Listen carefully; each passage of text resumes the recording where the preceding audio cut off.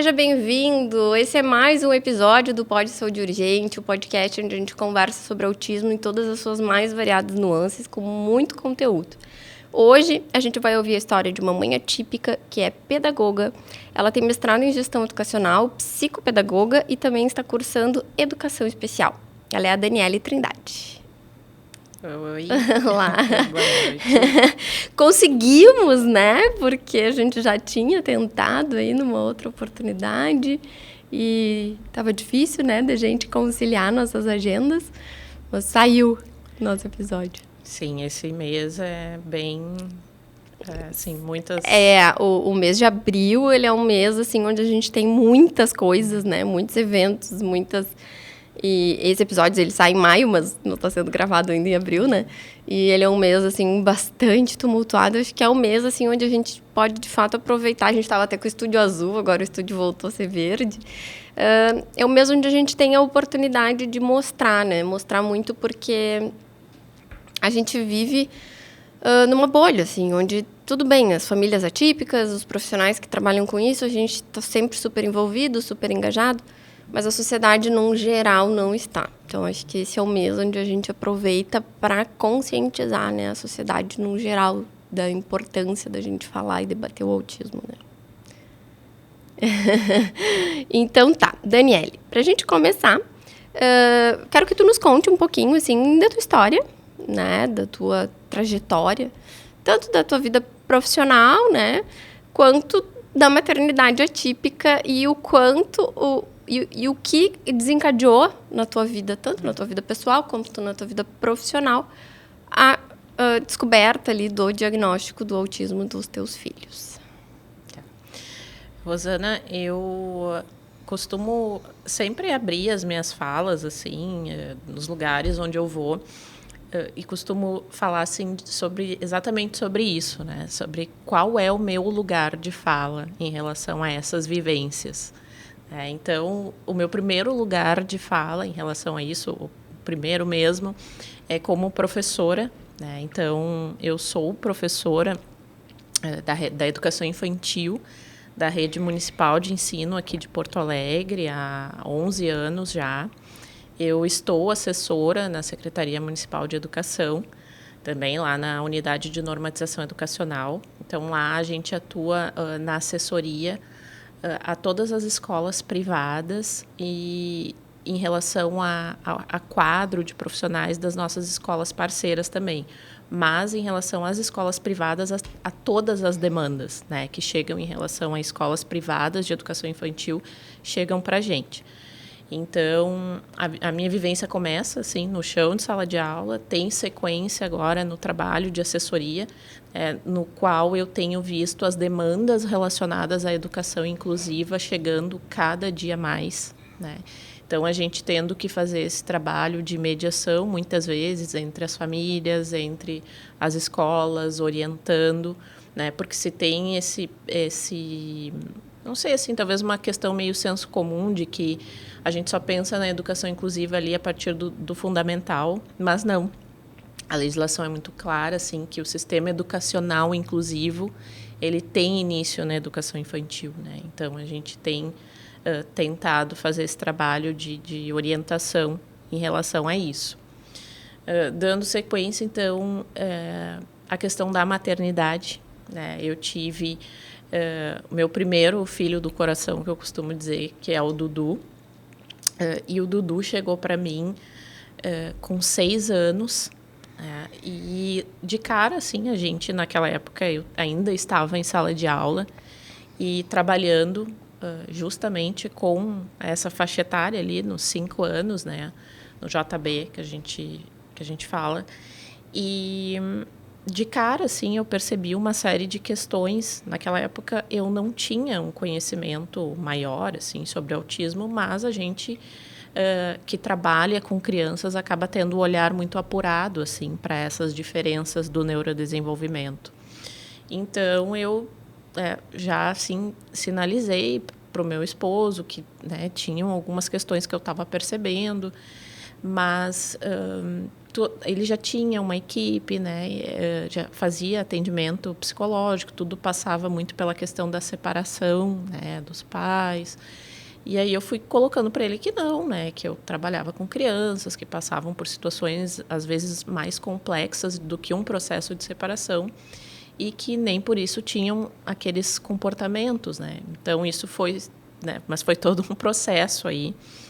Ele teve um diagnóstico tardio, então. Isso, até eu o conheci com 6 anos e nesse processo de, né, convencimento da família e de busca de um médico, de tudo isso, ele foi ter um diagnóstico aos 8 anos. Né? Então, essa foi a minha primeira experiência assim, em relação ao autismo na maternidade. Depois, quando ele tinha 8 anos, então, eu tive os gêmeos, bem assim, nesse período concomitante, aí, simultâneo. E aí sim, né, tendo já essa experiência do Dudu, eu comecei a estar mais atenta, a ir mais atrás, estudar um pouco mais sobre isso. E fui percebendo no meu filho Francisco, os gêmeos são a Mariana e o Francisco, no Francisco já essas questões de atraso, né? Ele era uma criança que batia muito, muita agitação, não falava, né? Então eu percebia muita diferença entre ele e a Mana. E aí então assim, né? Já com 1 ano e meio eu fui atrás, né? Já busquei uma colega minha da rede que é fono, se aposentou na rede, é fono.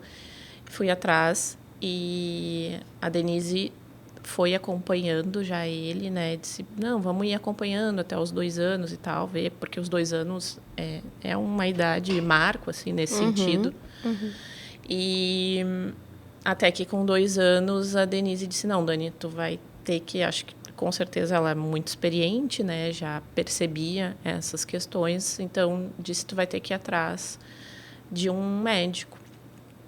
E, para minha felicidade, nessa época, a Denise trabalhava junto com a Fábio, né? E a Fábio Munhol, neuro dos gêmeos, né? Que os assiste. E, então, eu já comecei... Tu teve a sorte de já ir direto para uma médica com especialidade, né? Porque a gente escuta muitos relatos de mães que vão nos médicos e são taxadas de louca. Exato. E eles não enxergam, né, o autismo e aí elas ficam numa peregrinação, né? Uma peregrinação eterna. Então, eu tive muita sorte, fui muito abençoada nesse sentido, assim. E de cara, né, a Fábio, com a experiência que ela tem, já nos deu o diagnóstico, já nos direcionou, já nos acolheu da melhor forma. Então, embora tenha, eu sempre lembro até hoje, assim, tenha sido um dia muito difícil, também foi um dia de muito acolhimento, assim, de a gente se sentir mesmo acolhido, saber que a gente teria uma profissional que estaria do nosso lado. E dali para frente, então, começou esse processo, né, de plano de saúde, aquela função toda que a gente sabe bem. A função de todos. Eu acho que... sempre me corrija se eu falar algo errado, tá? Eu acho que o diagnóstico, ele é esse dia tão difícil, mas o que eu escuto também muito das mães é que ele é um pouco de libertação, assim, porque o que todas me dizem é isso. Bom, então agora eu tenho um nome, né? Agora eu tenho algo. Porque até então eram comportamentos, né, que não se encaixavam, eram algumas coisas que parecia que estava fora do lugar, mas não sabem o que é. E a partir do momento, então, que tu tem um nome, que tu tem, ó, é isso aqui, então tá, então é isso aqui que eu vou lutar para conseguir enfrentar, né? Porque esse é o sentimento, pelo menos, que eu sinto das mães com quem eu converso, assim. A gente fica muito, assim, numa dúvida. Embora eu já tivesse essa... Assim, a gente sabe, né? A Fábio costuma dizer uma frase assim, né? As mães sempre sabem. Então, a gente sabe que tem alguma coisa ali. Talvez não saiba exatamente do que se trata, mas a gente sabe que alguma coisa tem.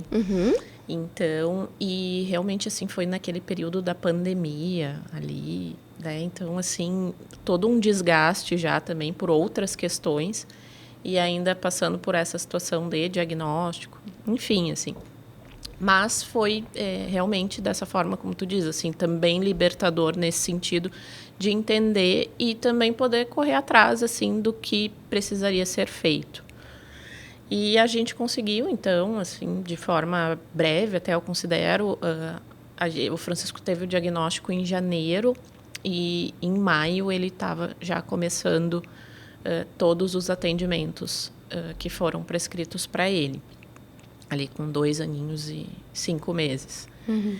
E aí, então, a gente deu sequência nesse processo, né? O tempo foi passando e à medida, assim, que eu acho que eu fui também me tranquilizando, assim, porque uma questão que era muito forte para mim, assim, Rosana, era a questão da fala, né? A gente fica muito como mãe com isso, assim, será que ele vai falar? Será que não vai? Será que eu vou ter que correr atrás de uma comunicação alternativa, né? Ver as crianças da idade falando. E à medida que ele começou a falar, isso para mim foi assim um pouco, nossa, me deu um fôlego, sabe? Uhum. E aí eu consegui, na verdade, olhar para a Mana, sabe? Porque eu até me sinto muito culpada, a culpa. A culpa é eterna das mães. Exato. E parece assim que eu não consegui, eu fiquei muito naquela função do Francisco. E aí, quando eu comecei a ter esse olhar para a Mana, eu pude perceber que ela também tinha questões. E que aquilo não... Como que aquilo não tinha aparecido para mim, né? E aí eu fui atrás. E também a Mana, então, com 4 anos, teve o seu diagnóstico, né? Com todas as nuances que a gente sabe da questão de gênero, né? Das diferenças que se tem, principalmente em relação ao TEA nível 1 de suporte nas meninas. Um mascaramento famoso, né? Exato, exato. Aquela coisa assim de, né, nos lugares super bem, super tranquilo, chega em casa e explode, né? Acho que se sobrecarrega de alguma forma. E a Mana foi muito uma questão muito assim, eu sempre lembro que o Francisco, eu estava dirigindo assim e ele estava atrás e na frente parou um homem, assim, acho que em situação de rua, e aí ele estava com uma placa escrito fome. E aí o Francisco leu ali, fome. E aí eu fiquei assim, eu digo, será que esse menino está lendo? Será que ele decorou? Porque sempre aquelas questões de hiperfoco, né, em letras, números. E aí eu contei essa história para minha comadre.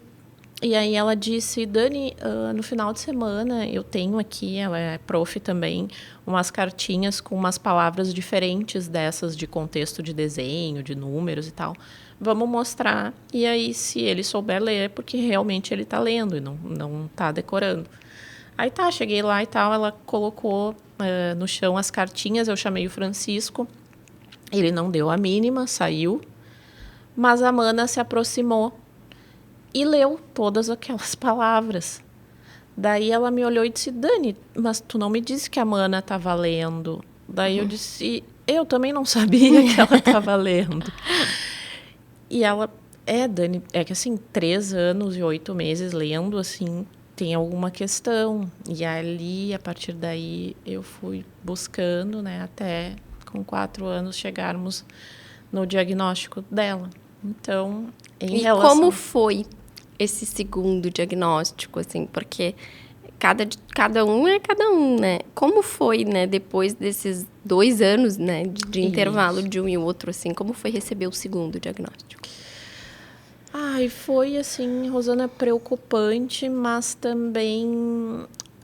eu acho que um pouco mais tranquilo, de certa forma. Porque, como é que eu vou te dizer, assim? A Mana, ela nos dá menos preocupação nesse sentido, assim, não tinha essas questões, ela nunca apresentou essas questões de atraso do desenvolvimento. Então, querendo ou não, isso é uma coisa assim que pesa muito pra gente enquanto mãe. Então, nesse sentido, foi um pouco mais tranquilo. Claro que a preocupação, assim, de se dá conta que a gente tem 3, né?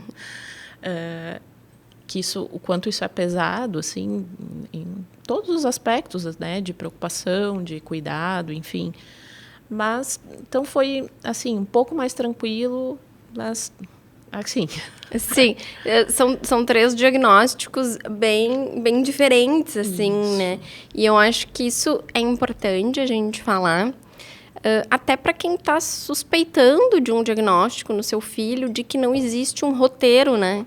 De que não é uma receita de bolo para a gente chegar num diagnóstico, né? Cada diagnóstico, ele tem a sua... E por isso que se fala tanto do espectro, porque justamente ele é muito amplo, são diferentes situações para cada um, né? Tu tem 3 em casa e com certeza os 3 são muito diferentes, né? Então, eu acho que isso serve também para quem está, né, desconfiando de um diagnóstico, saber que, na verdade, mas a fulana tem um filho autista e não é assim que nem o meu. Não é, isso não é suficiente, né? Ou então, assim, a gente fala muito sobre educação, e a gente vai falar bastante sobre educação, porque é a tua área de atuação, mas a gente fala muito, assim, de, às vezes, um professor dizer, não, eu já tive um aluno autista, eu sei lidar. Não, tu não sabe, porque cada um é cada um, e aí a gente volta àquela importância do PEI, de ter aquela análise individual de cada criança, porque justamente cada um é cada um, né? Exato. É assim, e principalmente essa questão, né, Rosana, em relação aos atrasos, né? Existe, porque quando tem atraso, as coisas são mais... ficam mais evidentes para todo mundo, assim, no sentido de, daqui a pouco, até de orientar aquela família a buscar e tal. Quando não tem questões de atraso, as coisas são muito mais complexas. E aí assim. as análises ficam mais do ponto de vista comportamental mesmo. Exato. Por exemplo, essa questão, o Dudu foi como a Mana, né? Nunca teve questões de atraso. Então, tu imagina, assim, como era difícil, assim, a gente ver aqueles comportamentos e ficar naquilo, assim, embora eu dissesse, eu também não tinha certeza do que se tratava. Então, ficava uma situação, assim, de a escola chamando diariamente. Porque fica muito confuso, né? Com teimosia, com birra, com o diagnóstico, né? Eu acho que gera tudo isso, né? Exato. A gente fala em autismos, né? Porque é bem como tu disseste anteriormente, assim, não tem uma... eu conheço... Não conhece. Uhum. Porque cada um é um, assim, a gente vivencia muito isso, assim, das diferenças. Embora a gente perceba dificuldades em comum, né? Isso se mostra de forma muito diversa, né? Uhum. Por exemplo, em relação aos meninos, assim... o Dudu, a questão da dificuldade de comunicação dele é porque ele fala demais, né? Então, ele começa a falar e aquilo a gente costuma dizer assim, que vira um monólogo. Ele começa a falar e tem muita dificuldade na questão da troca de turno. Então, tu tá escutando, daqui a pouco, seguidamente, a gente tem que dar esse suporte para ele. Dudu, respira, para, eu não tô entendendo nada do que tu tá falando, tá complicado. Né? A Fono faz muito esse trabalho com ele também, os ATs. Então, ele tem essa questão. Isso que tu falou é importante também da gente falar, porque fono não é só para ajudar a criança a falar. Exato. Né? Isso é importante também, né? Parece que a fono só serve para quando a criança não fala, e não é isso, né? Não, a questão é a dificuldade de comunicação. Ele não, assim, uma coisa assim desenfreada na fala, né? Uhum. Uma tentativa de socialização constante, só que é tão atrapalhado que ele acaba não conseguindo. Uhum. Ao passo que a gente tem o Francisco, que se incomoda muito, que agora fala, mas fala muito menos que o irmão, e se incomoda quando tem pessoas falando demais. Bom, né? Então, assim, recentemente a gente passou por uma situação, chega até a ser engraçado, assim, porque ele não parava de falar, daí o Francisco escutando, daqui a pouco ele disse assim pro Mano, quanto mais tu fala, mais vontade eu tenho de te bater. Lembrei do Chaves. A gente se olhou assim. Daí, claro, dá vontade de rir. A gente, não, né, Francisco, não é assim. Tu tem que pedir pro mano de uma forma adequada, né? Mas tem essas situações, assim. E é irmão também, né? Irmão sempre, né? Tem a questão ali de querer bater no irmão mesmo, né?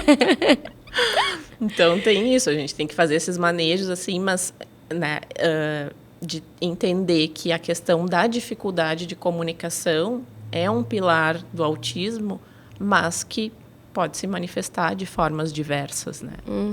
Então, um pouco da maternidade é isso. E a terceiro dos meus lugares de fala que eu costumo falar é a questão, então, do mestrado, que eu fui atrás e tive um projeto inicial, nada a ver com isso, porque eu nunca pensei... Só pra gente dar uma contextualizada. Tu já era pedagoga quando tu recebeu o diagnóstico dos teus filhos. Tu já era professora anteriormente, já era pedagoga, e aí tu recebeu o diagnóstico, e aí tu foi atrás de outras especializações? Isso, exato. Com o diagnóstico do Dudu lá atrás, eu comecei a me interessar, a ler mais, buscar, né? Mas ainda assim eu nunca me vi assim pesquisando mais a fundo sobre isso. E aí eu comecei a ter uma relação muito próxima com a Fábio nesse sentido, assim, de conversar, de pensar, de pensar nessas interlocuções entre a saúde e a educação, né, na importância disso. E aí ela foi, assim, me incentivando nessa busca. E aí eu entrei no mestrado, mas ainda com uma ideia de projeto bem diferente, né? Até que eu me rendi, né? Aí eu lembro quando eu cheguei, decidi fazer essa mudança, né? E conversei com o meu orientador. Eu estava com muito receio de conversar com ele sobre isso, assim, porque, né, a pessoa te seleciona a partir de um projeto que tu apresenta. E aí eu lembro que ele disse assim, tá, Daniele, desde que tu não queira falar do novo ensino médio, tá tudo certo. E aí a gente foi construindo, então, esse estudo relacionado, então, à educação infantil, à questão da inclusão na educação infantil da nossa rede. Tá? A ideia desse mestrado é um mestrado que foi demandado pela Secretaria de Educação, a partir do qual a gente deveria buscar demandas da nossa rede, né? E a questão da educação inclusiva é uma demanda cada vez maior. E focado nessa questão da área da educação infantil, eu me vinculei a isso, primeiro porque é a minha área de concurso, e segundo porque por toda essa vivência, né? Então, eu fui atrás disso, assim. E aí, a partir disso, então, várias coisas foram surgindo, né? Porque eu também tenho essa questão, assim, de contato com famílias, de estar nos grupos. Eu fui me vinculando muito a essas outras coisas, porque isso também acaba sendo uma rede de apoio para a gente, assim. Todas as mães, assim, que eu já ouvi aqui, assim como as que vão lá no meu escritório, né? Elas relatam muito essa importância desse elo, né? De um dar a mão para a outra, dessa ajuda que as mães têm, assim, como esse amparo, né? É tão importante a gente falar sobre isso, né? Porque o contato com o próximo sempre te fortalece, né? Enquanto tu tá fortalecendo alguém, tu tá saindo mais forte também, né? A gente... Digo assim, eu faço muita terapia, né? E às vezes eu vou para terapia e só de eu falar alguma coisa que está me incomodando, eu já estou resolvendo ela, né? Porque enquanto está só na tua cabeça, tu não escutou, tu não externou aquilo, né? Tá ali. Às vezes eu falo, nem preciso mais que a minha terapeuta fale nada, porque só de eu ter falado já me ajudou muito. Então eu acho que essa ajuda que as mães se dão é o que consegue manter vocês de pé, assim, porque é um desafio gigantesco, né? A gente nunca romantiza, né? A gente tenta trazer aqui informação. É óbvio que a gente tenta mostrar para as pessoas que estão aqui nos assistindo o quanto isso hoje está comum, o quanto a gente tem muitas pessoas vivendo essa mesma realidade, mas ela é uma realidade dura, né? A gente não pode fingir que tá tudo bem, não é. E é importante esse colo, né?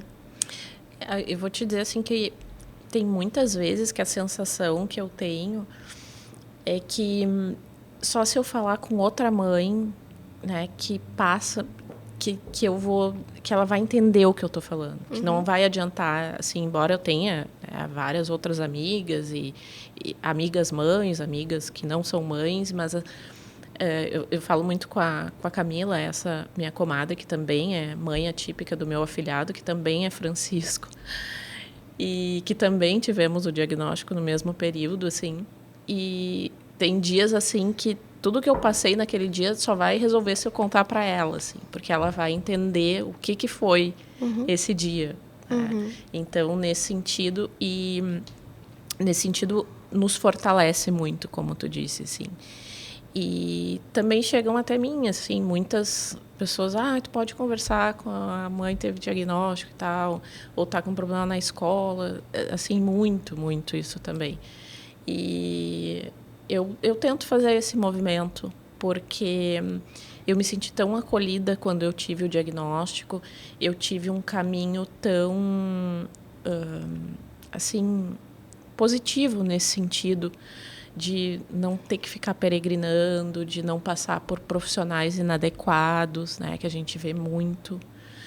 Então, eu tento fazer um pouco desse movimento também. Esse encurtamento, né, esse atalho na vida, porque eu acho que a informação, ela vale demais, porque é tempo que não se perde, né, andando de um lado para o outro. A gente falava tanto aqui já com alguns episódios, assim, a importância de tu ter um caminho para seguir, né? A gente vê, por exemplo, via SUS, né? Uma família anos esperando um diagnóstico e sai dali, o médico não dá nenhum amparo, ele mal olha para a pessoa, é muito duro isso. Aí tu contar que tu recebeu todo o acolhimento da tua médica, né? É muito importante a gente falar sobre isso, né? Sim, e é muito importante, assim, como... não sei, assim, de certa forma, né, Rosana, deveria ter algum tipo de formação para os profissionais da área da saúde nesse sentido, porque como eu vejo, assim, embora não tenha sido a minha história, os relatos que eu vejo, assim, diariamente são muito difíceis nesse sentido, assim.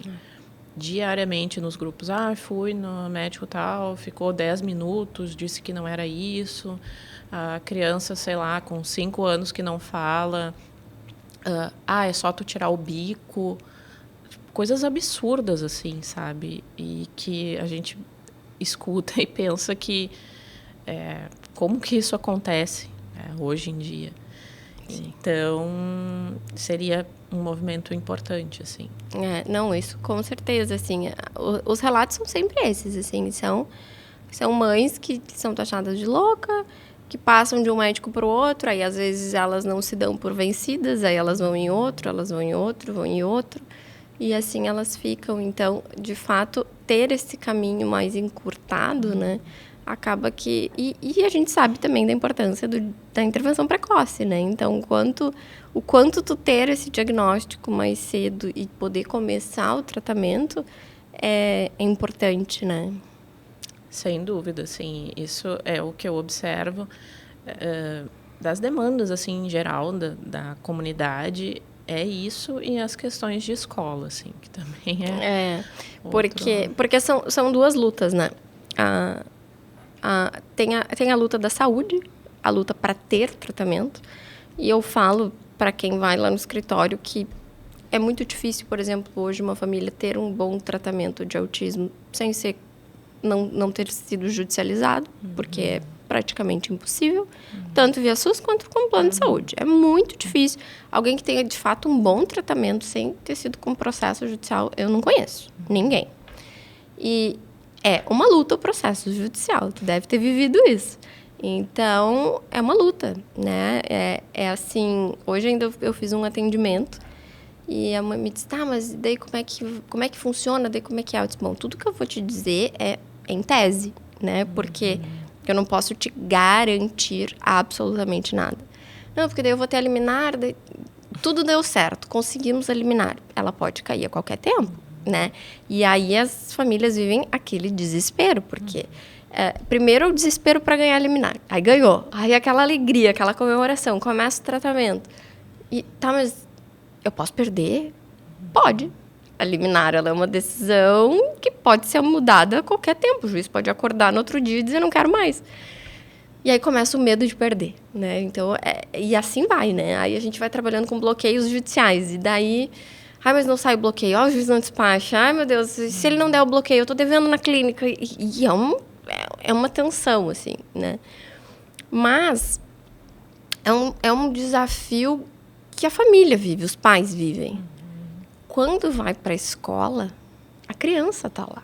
Então, não é mais uma luta que os pais estão travando, né?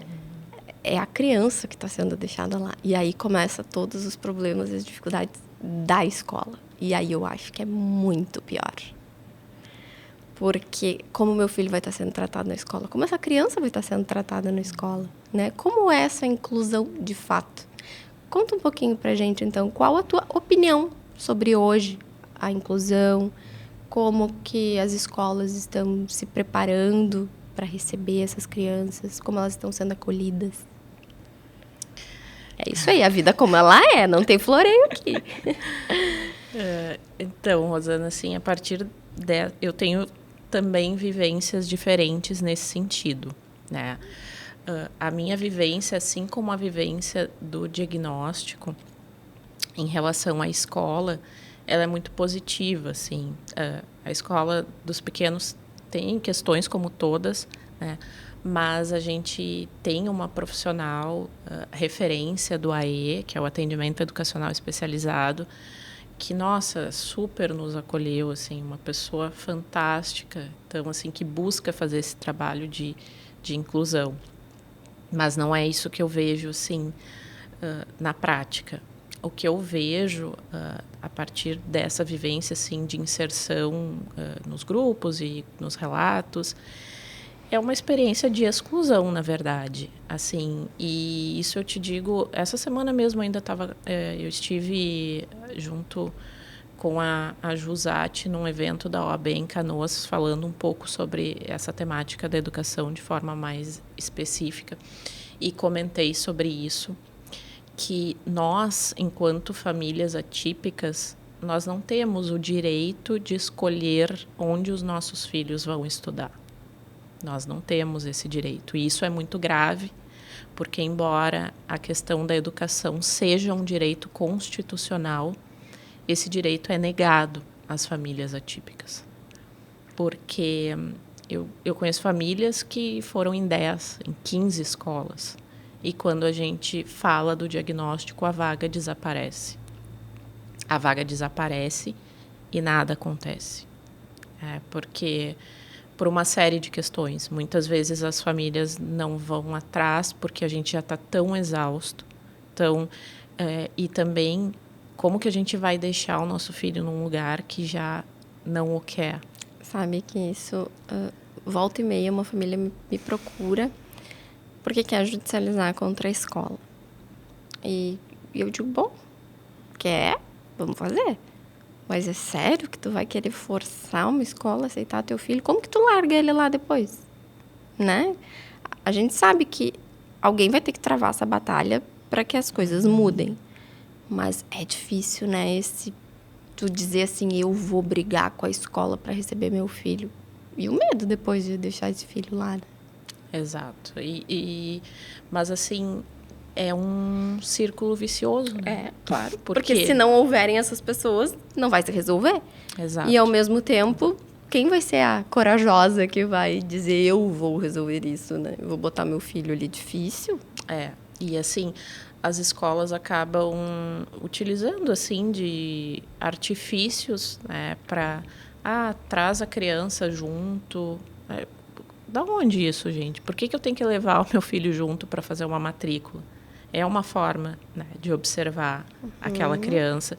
E até aconteceu isso com a irmã do meu afilhado, gostou muito da escola, né? Quando a minha comadre disse que ela era autista, não tinha mais a vaga. E aí, como que tu explica para aquela criança que adorou aquela escola que ela não vai poder estudar ali porque ela é autista? Isso é muito complicado, né?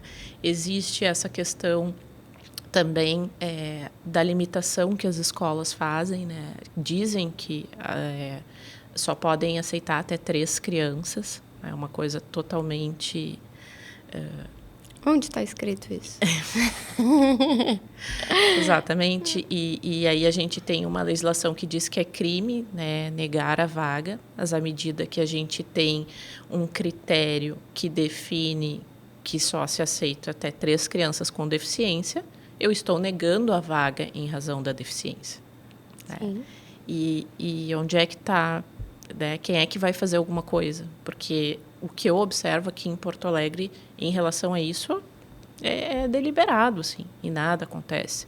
Ano passado participei de um movimento que teve sobre isso, assim, vários casos foram, a gente se organizou, juntou e tal, assim, não deu em nada, né? As escolas dão ali a sua justificativa, nada acontece, né? Temos isso em relação, falo mais assim ao que eu observo na rede privada. Né? Que eu acho que é pior, né? É o que eu observo, sim. Na rede pública se tem, como é que eu vou te dizer assim, mais garantida a questão do acesso, né? Do acesso. Mas a gente ainda tem o desafio em relação aos outros pilares, assim. A permanência, a aprendizagem, né? Como que isso se dá? A gente garante o acesso, mas... a forma como essa criança fica na escola muitas vezes é complexa. Né? Essa questão aí entra, né, dos profissionais de apoio. Por exemplo, na rede estadual, o que eu vejo, o que eu escuto de relatos é que não existem esses profissionais. Então, de que forma a gente garante, né, essa permanência de uma forma qualificada? Se torna muito difícil. Um professor ou uma professora ali sozinho para dar conta de todos, sem um suporte nesse sentido. Às vezes, escolas que têm ali um polo de AEE que atende não sei quantas escolas. Como é que a gente faz um trabalho qualificado nesse sentido se eu não estou ali no dia a dia com aquela criança? Né? E na nossa rede, então, né, na rede municipal, que tem também uma série de desafios, mas que eu observo que é a que mais acolhe esse público, né, público-alvo da educação especial, justamente por essas questões assim, né, da rede privada negar a vaga, da rede estadual, então, ter essas questões assim de não ter esse suporte. E na nossa rede, então, ainda que com vários desafios, assim, o que eu observo é que tem um melhor acolhimento assim, em relação a esse público. Não, isso com toda certeza. Mas a gente está muito, muito distante de uma realidade positiva, né? O que eu escuto, assim? É monitor completamente desqualificado, que nunca foi treinado, que não fazem nenhum psicotécnico pro monitor estar ali. Então, eles não sabem nem, na verdade, quem está ali, que tipo de capacitação aquele monitor tem, né? Que tipo de manejo ele tem. Então, na verdade, é criança que vai para a escola e, na verdade, fica na pracinha, fica correndo no pátio, não entra na sala de aula. É um cenário que é muito desafiador ainda, né? E, claro, sempre que a gente fala aqui sobre isso, eu gosto de falar também, assim, que os professores, eles vivem um cenário difícil, porque simplesmente o que aconteceu, assim? Então, agora a inclusão, as crianças vão estudar aqui, só que não houve uma adaptação da escola para receber, tampouco dos professores. Então, eu vejo muitos professores que vão por conta própria atrás de informação e atrás de conhecimento. Estou com 2 alunos autistas na minha sala, eu preciso entender. Então, o professor, por conta própria, vai... Eu já tive num curso uma vez que eu fui fazer Java e tinha um professor lá que também, ele estava lá estudando porque ele queria entender como agir e tal. Mas não se qualificou, né? Os profissionais que vão... todos os profissionais, desde o porteiro...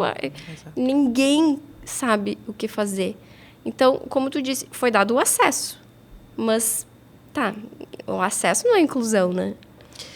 E dentro dessa questão do acesso, né, Rosana, agora te ouvindo, eu fui pensando, nós temos eu considero assim uma legislação bastante robusta na questão assim dos direitos assim às pessoas com deficiência, autistas, enfim. Mas é uma legislação que muitas vezes a gente não vê uma materialidade na prática. E na questão educacional não é muito diferente. Nós temos o documento que rege a educação especial a nível nacional, que é a Política Nacional de Educação Especial na Perspectiva da Educação Inclusiva, que é um documento lá de 2008. É um documento bem completo, assim, até quem tiver a oportunidade assim, de dar uma estudada, não é muito longo. Ali vai trazer as bases assim da educação especial no nosso país. Mas a gente não vê assim isso lá em 2008, exatamente como tu trouxeste, né? Isso não foi implementado da forma como está ali, como é para ser, digamos assim. Essas questões básicas de interlocução, né, nas políticas públicas. Muitas vezes aquela criança que está ali na escola precisaria estar também sendo atendida na assistência social, na saúde, não está, não existe uma conversa, questões de formação, não só dos professores, isso está previsto ali, né, de todos os profissionais da educação, não só do professor, porque todos, de alguma forma, têm contato com aquela criança. Né? Então, agora, uma coisa vai levando a outra, né?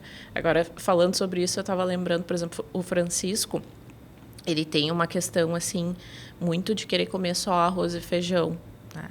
Então, as ATs fazem esse trabalho, ele faz terapia alimentar também, fazem muito essa questão de aproximar os outros alimentos, né? Que primeiro se faz uma aproximação, depois...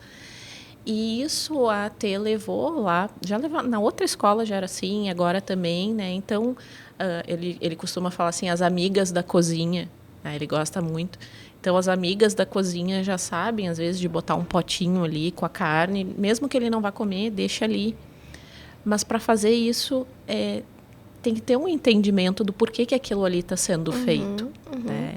Então, à medida que a gente tem conhecimento, a gente vai organizando as coisas da melhor forma dentro de uma escola. Né? Existem as questões de gestão também, de que forma a gestão da escola vai organizar essa questão da educação inclusiva. A questão, assim, que lá na Secretaria a gente trabalha muito com as escolas da questão do documento, do projeto político-pedagógico. É o principal documento de uma escola. Ali tem que estar previsto tudo, tem que estar previsto. E, às vezes, a gente chega e cadê o documento? Ninguém sabe, ninguém viu, ninguém fez, ninguém nada. Então, enfim, eu acho que, de forma geral, em relação a isso, assim, eu acho que a gente tem um acesso, entre aspas, garantido, mas os outros pilares ainda falta muito pela frente. Sim, e uma coisa assim que eu já também, né, ouvi bastante aqui, da dificuldade de muitas profissionais da área da saúde ou psicopedagogas que às vezes procuram a escola para conseguir trabalhar sobre determinada criança e muitas vezes não são bem recebidas pela escola, né? Eu já ouvi escola que não quer receber AT, que não quer que o AT entre em sala de aula, porque acha que vai prejudicar. Eu já ouvi criança que só poderia ir para a escola se tivesse AT. Então, assim, a gente está aqui falando de uma situação que não existe como uma criança se desenvolver de uma forma apta se a parte do tratamento, da saúde, não estiver andando junto com a escola. Porque, afinal de contas, a criança passa muito tempo do seu dia na escola. É um ambiente que ela socializa, é um ambiente em que ela, né, muitas coisas acontecem dentro da escola.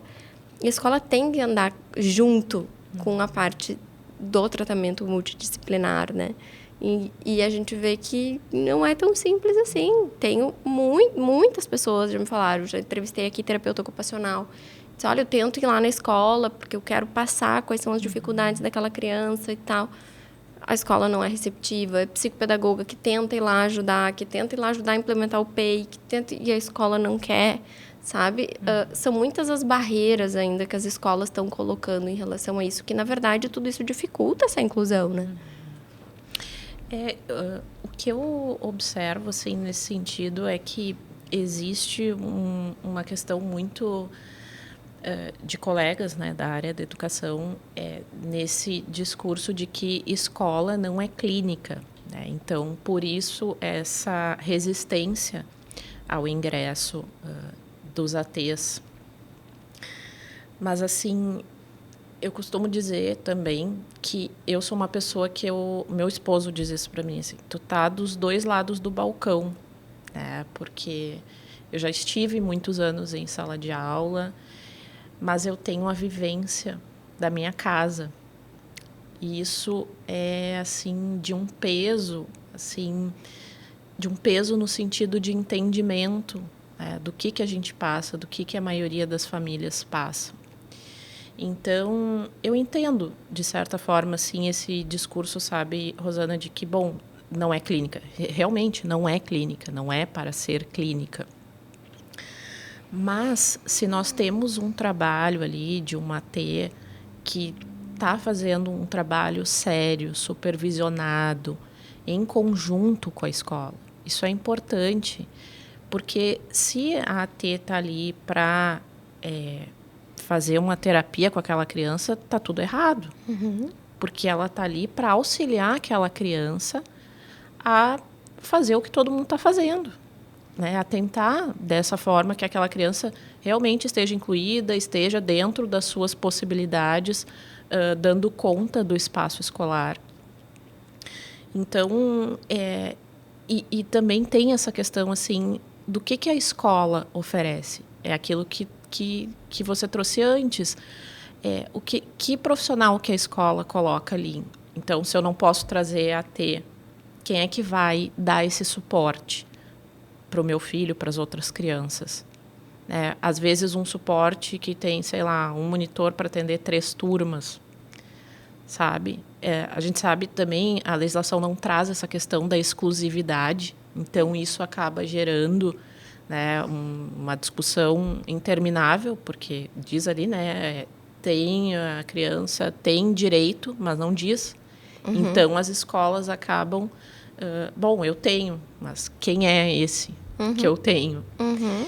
Então, eu consigo observar, assim, que a escola está muito longe de se organizar de uma forma adequada para receber a todos, assim, na sua individualidade.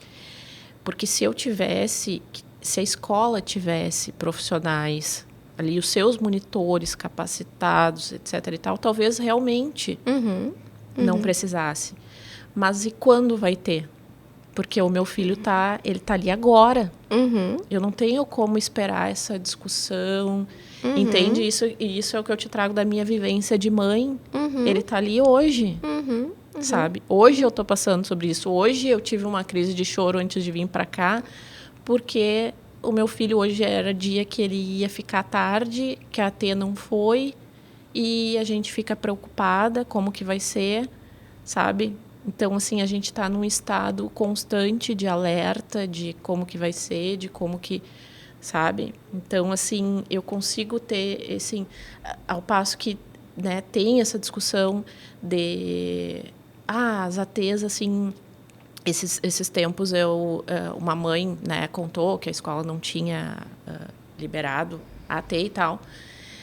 E aí eu fui atrás para entender um pouco mais a história. E aí a escola colocou que tinha a professora, mais a auxiliar, mais 3 crianças com AT e mais a agente de inclusão. Então, se essa criança tivesse AT, seria o 7º adulto dentro da sala. Daí eu, como professora, me peguei pensando nisso. Como que ia ser né, em salas que muitas vezes não tem nem espaço físico. Então, também tem essas questões. Sim. Coisas que a gente precisa começar a pensar enquanto escola, né? Da inclusão de forma geral, porque essa questão do RH também é uma questão. Sim. Né? A quem essa criança vai se vincular, tanto os adultos, espaço físico. Então, é uma infinidade de questões que a gente precisa avançar para além do acesso. Sim, exatamente. Tu sabe que a gente conversou antes do nosso episódio com a Cláudia Zirbis e a filha dela. E a gente falou disso justamente porque a Isa, que é a filha da Cláudia, ela é psicóloga e ela também trabalha em escola. E ela trouxe a mesma abordagem que tu, no sentido de tem os dois lados. Então, tem ela como irmã do Gui, né? E ferrenha ali na luta por tudo que o Gui tem direito. E tem ela trabalhando como psicóloga na escola e vendo que muitas das coisas que ela entende que deveria ser feito não é possível. E aí ela começou a se questionar, né? Mas como? E agora? Porque, de fato, estando aqui no chão da escola, não tem como fazer isso. Como tu disse, imagina uma sala de aula com 7 adultos, né? Como que funciona isso na prática, né?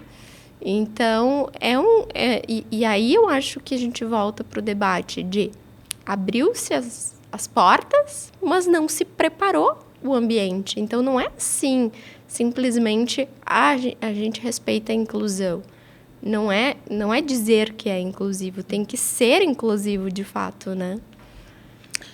A gente, num dos grupos que eu tô, nesses tempos, o pessoal, uma mãe estava dando ideia, a gente tem que começar a ter uma coisa assim de escola, uma coisa do tipo assim, o selo, né? Um selo de escola inclusiva, a gente tem que começar a divulgar, né? Mas eu não sei, assim, eu não consigo ter essa mesma visão, porque me parece que daí a gente dá a chance de quem não quer ser inclusivo. E isso não pode ser uma possibilidade. Sim. Isso não é uma possibilidade. Não ser. Não, então, tu entende o que eu quero te dizer? Entendi. Assim, as escolas precisam cumprir a lei. Todas têm que cumprir a lei. Não é assim, então essa aqui tem o selo, então quando eu precisar de uma, eu procuro as que tem o selo. Então as outras, mas aí por que alguém vai ter o selo? Porque isso custa, isso demanda, então eu vou ficar nessa que não precisa do selo. Exato. Não tem lógica. Exato. Não funciona. Mas são muitos desafios, assim, e é bem isso, assim, eu consigo ter, né? Eu lembro agora, vou lembrando. Isso, vai falando. Quando eu entrei na rede, há 11 anos atrás, no segundo ano que eu estava, assim, a colega referência do AE me chamou para dizer, Dani, tu vai receber na época eu lembro que ela falou assim, um autista clássico. Daí eu fiquei assim, né, meu Deus, né, não tinha maior conhecimento, eu estava assim aprendendo de tudo, né? E eu lembro que quando ele chegou assim, um menino com muitas questões, e ele chegava na sala e corria, ele passava correndo na sala. E eu tinha uma estagiária, mas eu tinha um outro menino, um autista, que era muito apegado com a estagiária. Então, ele não tolerava que a estagiária se aproximasse desse outro. E esse novo, ele passava correndo e ele era muito pequeno. Eu tinha medo que ele se machucasse. Então, eu passava correndo atrás dele. Então, para tu ter noção, assim, que é uma dificuldade. É um desafio. É uma coisa a se pensar, né? Então, eu tinha uma estagiária que ficava com um, eu passava correndo atrás do outro, porque eu tinha medo que ele se machucasse, e os outros. Não, na verdade, eu acho que a gente tem que usar esses espaços que a gente tem para debater sobre isso, e é um debate que está longe de a gente ter um veredito, né? Ou, não, tem que ser assim. Eu acho que não, eu acho que é justamente a discussão, eu acho que é justamente falar sobre o assunto, trazer esse assunto. No mesmo episódio da Cláudia, ela falou uma coisa, porque o Gui foi diagnosticado há 15 anos. Então, ela conta que ela não tinha material para fazer o tratamento dele em português. Então, ela contratou uma terapeuta para atender o filho dela e ela traduzia os materiais do inglês para o português para passar para a aplicadora aplicar no filho dela. Então, a gente está falando de 15 anos atrás. E hoje, olha quantas aplicadoras a gente tem já. Então, assim, num lapso de 15 anos, olha o quanto a gente avançou, né? Então, assim, é óbvio que temos muito a avançar. E teremos sempre. Mas eu acho que o que é legal? A gente, daqui a pouco, assistir esse episódio daqui a 15 anos. E aí, a gente parar e ver quanta coisa andou, né, de hoje para daqui a 15 anos. E eu acho que é isso.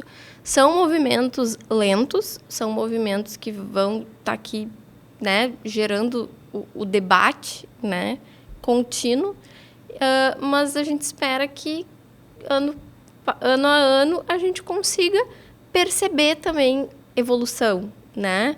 Uma coisa que melhorou aqui melhorou aqui. Então, eu acho que é isso que a gente tem que fazer, né? Como pessoas que têm uma voz, né? Que a gente vai num programa, vai numa palestra, então a gente tem essa oportunidade. Eu acho que a gente tem esse dever de justamente trazer, né, essas questões pro debate, para ver se a gente consegue devagarinho as coisas irem mudando, né? Olha, eu ouso dizer que daqui a 15 anos talvez a gente já esteja num debate assim em relação aos adultos, a inserção dos autistas nas universidades, no mercado de trabalho, porque e é um assunto que me interessa muito, até porque meus filhos estão crescendo, mas tem surgido cada vez mais, assim. Eu tive o ano passado, acho que foi uma fala na Universidade La Salle, e aí quando se abriu para perguntas, 2 alunos, um acadêmico de psicologia e uma acadêmica de nutrição, autistas. E aí eles queriam conversar comigo, né, super interessados e tal, dizendo, por que só se fala de autismo em crianças? A gente, né, eu tenho colegas de trabalho, uma colega diagnosticada recentemente, outros que eu tenho certeza que são autistas e que eu observo o quanto as pessoas têm dificuldade de lidar, o quanto não existem adaptações necessárias no ambiente de trabalho. Sim. Então, eu espero que a gente esteja nesse debate daqui a 15 anos. Com certeza. Tu sabe que agora, tu falando, eu me lembrei de uma história. A minha irmã, ela é professora de universidade, né? E aí, esses dias, ela me chamou, porque, então, um dos alunos dela foi até ela para contar que era autista. E aí, ela me chamou no dia seguinte, né? Ela disse, Mana, o que eu faço, né? Me ajuda, me orienta, né? Enfim. Então, eu disse, bom, primeiro que tu tem que conversar com ele e entender. Eu não tenho como te dizer o que fazer, porque eu não conheço ele, né? Então, tu vai ter que conversar com ele e entender quais são as dificuldades dele. E aí, ela contou que ele disse que não tinha problema, que ela questionou ele se tinha problema de fazer apresentação de trabalho lá na frente, né, da turma. Ele falou que não. Ele só pediu que ele não queria fazer trabalhos em grupo. Que ele queria ter a oportunidade de, se houvesse um trabalho em grupo na turma, dele fazer sozinho. Ela disse que aceitou, sem problema nenhum, que ele tinha uma dificuldade nesse sentido, mas ela estava preocupada com outras questões, assim, como eu posso ajudar ele, porque, de fato, as pessoas não estão, né? Ninguém sabe muito o que fazer, né? E aí eu disse, bom, eu acho que tu tem que ir conversando com ele, tu tem que ir vendo quais as dificuldades que ele vai te trazendo, e aí tu tenta ir adaptando. Aí ela disse, porque eu vou ter um trabalho agora, daqui uns dias, para apresentar. O que tu acha? Chamo ele em primeiro ou deixo ele pro fim? O que eu faço? Tipo assim, difícil saber, né? Eu não conheço, né? Eu disse, bom, quem sabe tu deixa ele para terceiro, tipo assim, para ele não ser o primeiro, mas também não deixa ele esperando muito tempo, né? Então, tipo, coloca ele para ser o terceiro na ordem. Mas é isso, né? Eles estão em todos os lugares hoje, né?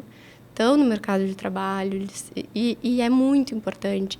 E aí eu volto, né? Quando eu comecei hoje a gente falando, por exemplo, do Abril, né? Da importância da gente falar do tema. E aí a gente sabe, por exemplo, aqui, né? O POD, 90% das pessoas que assistem são famílias atípicas, né? Que é quem procura conhecimento, quem procura informação. Mas a gente precisa que a sociedade como um todo comece a entender o assunto, né? Porque a minha irmã ainda tinha a mim, né? Que conseguia ali dar umas... Mas ela não tem preparo nenhum, né? Então, é importante, né? Que as pessoas saibam um pouco, ou pelo menos mostrem interesse em saber, né? Para justamente acolher essas pessoas que estão aí, né?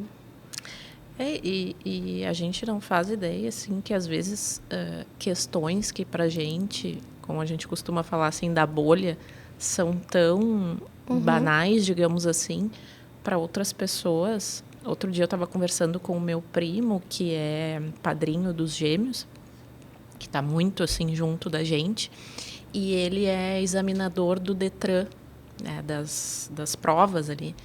E aí ele estava me contando que naquele dia ele havia examinado 2 autistas, uma moça e um rapaz. E eles estavam identificados. E os colegas, tipo, não sabiam do que se tratava. Daí ele que explicou, porque tem essa vivência, né, de perto com a gente. Mas tu entende, assim, uma coisa que é tão... Sim, tá com cordão, é óbvio. Não é tão óbvio. Não é nada óbvio. Eu tenho um amigo que ele fez um vídeo esses dias, postou no Instagram, ele com colar na mão, abordando as pessoas. Você sabe o que é esse colar? 90% das pessoas respondeu que não sabia.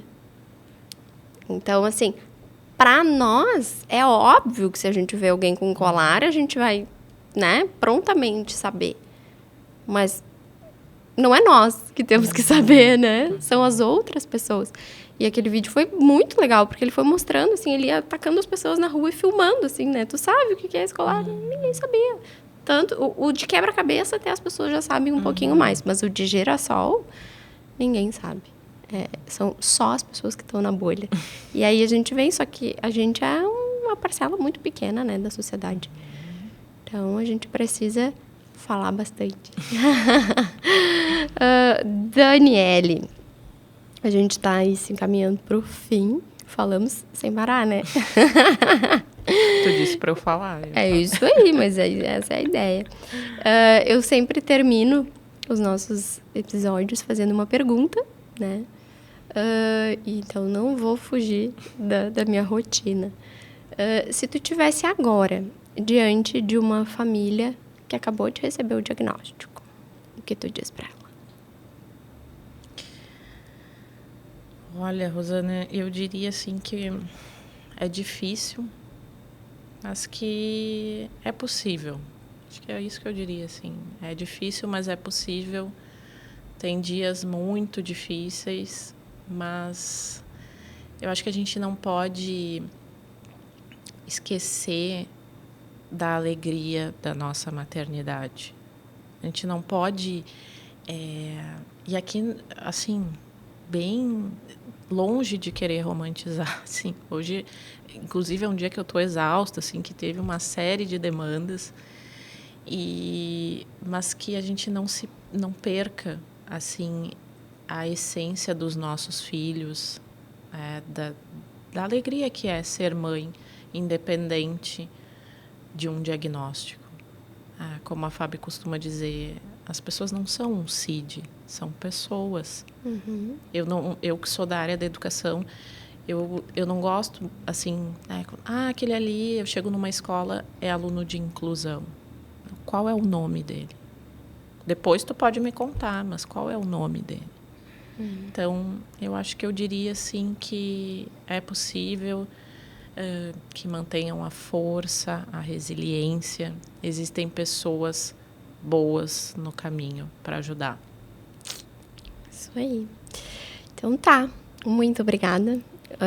Foi muito agregador, né? Ouvir a tua fala. Eu acho que, de fato, tu vive os 2 mundos e E é legal porque dá para trazer um olhar diferente do que só o ponto de vista da educação quando tu é uma mãe atípica, né? Então, isso traz muito, né, pra gente aprender contigo. Então, muito obrigada mais uma vez.